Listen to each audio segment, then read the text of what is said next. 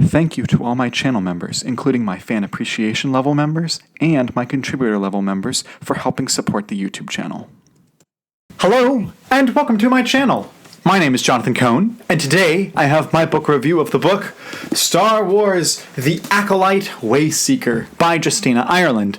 This is a prequel book to the Acolyte series, and if you see the name Justina Ireland, you're like, didn't you just review a Justina Ireland book? Yes, because on the same day that this book released, she also had a middle grade book from Star Wars, The High Republic of Valiant Vow release. You can see my review, just look up Star Wars: The High Republic of Valiant Vow book review, Jonathan Cohn, you'll see it. It'll magically appear on your screen.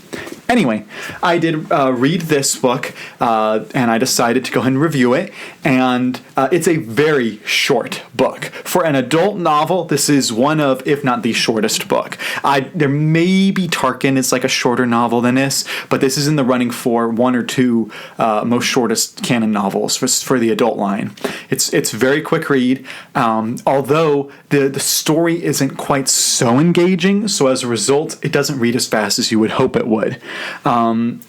Just full disclosure, I didn't really care for the TV show of The Acolyte, but I was a big proponent of saying that they should continue it in the book space and in the comic space, because I believe that the book and comic people will be more forgiving, they'll understand it more, and also they will appreciate it more, and it won't attract the attention in the same way that the TV show did. So I was, even though I didn't like the show, I was still hopeful that I would enjoy this book. And also, Vernestra Rwoh is a great character in the High Republic books, and so I was very hopeful that her creator, Justina Ireland, would write her well here. And unfortunately, that's just not the case. This book has two main characters. It has Vernestra Rwoh, and it also has Indara. And actually, I thought Indara was the better written character. I thought Indara's storyline and her personality worked better for the book and also felt more natural, and Vernestra just seems so stilted and just so strange, and I know that's what Justina Ireland is going for, and that's also what they were going for in the Acolyte, but it just didn't work. And one of the interesting choice, and I'll give Justina Ireland credit, it was a bold choice, was to make this book both third person and first person. The third person is whenever you are in anyone but Vernestra's perspective. Whenever you are in any of the others, particularly Indara, it's always third person. But if it's Vernestra's perspective, it was always first person. And that's just a really weird dynamic. We've had first person books before. We had I, Jedi, that was first person. We had even The Heir to the Jedi by Kevin Hearn, which also was a really short book. And that was also a first person narrative.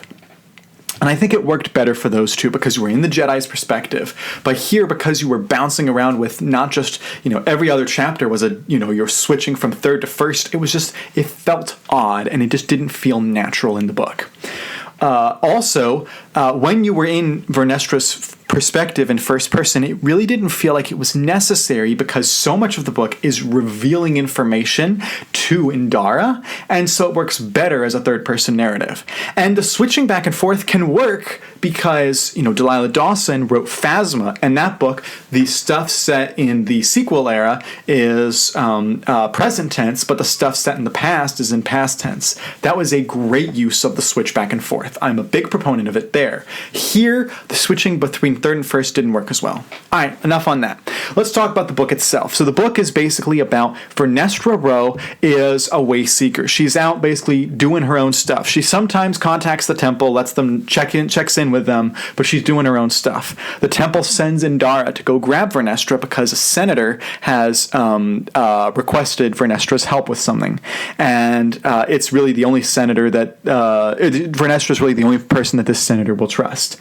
And it just didn't work as an engaging story because the book kept changing purposes. There was a central villain, the central villain named Nilsson, who was in the book, but the whole journey, it was kind of a mystery, but it wasn't written in the way that a typical mystery was. And so it kind of after about 70-ish pages, the purpose of the book, or maybe it's 80 pages. Anyway, at one point, something happens, and the direction of the book just shifts. And I was like, that's a weird choice, and it just didn't work well for me. I'm sure other people it might work better for, and they might enjoy this book more, but that choice just didn't work for me as much.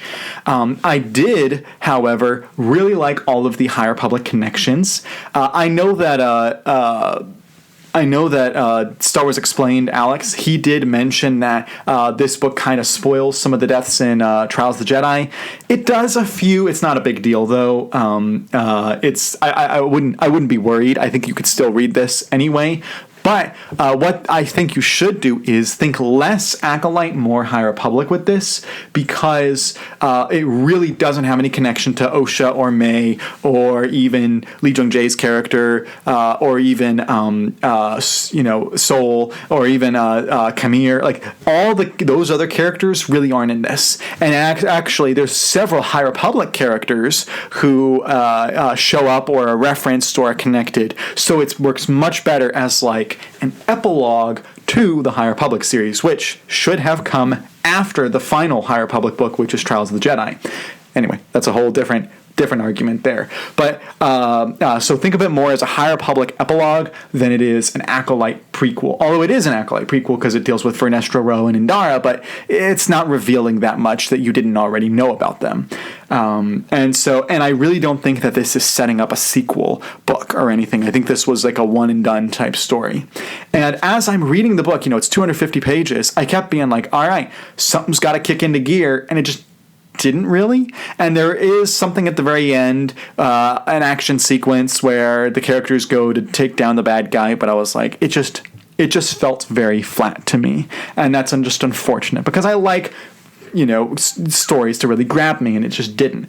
There's certainly worse books in the canon. It's not the worst in the canon by far. There's several books that I would put below it, but I don't think it's a good book. It's definitely in the bottom section of the canon for me. So I'm going to give Star Wars The Acolyte Wayseeker like a 4.5 out of 10. Like it's not terrible. It's just boring and decent. Like none of it stood out, and I wanted it to. Again, I want to reiterate, just because I didn't like the Acolyte TV show doesn't mean I'm going to dislike the tie-ins, but I wanted to like this because I wanted the tie-ins to work to make the show better. That's what great tie-ins do, is they make something better.